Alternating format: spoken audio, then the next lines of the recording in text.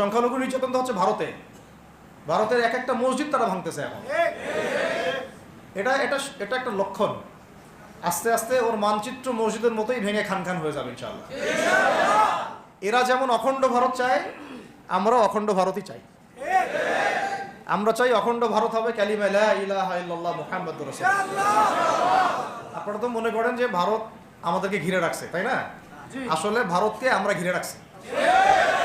এই দিক থেকে আমরা, এই দিক থেকে চায়না, এখান থেকে নেপাল, এখান থেকে ভুটান, এখান থেকে মায়ানমার, এখান থেকে পাকিস্তান, আর তার চেয়ে বাপ আছে আফগানিস্তান।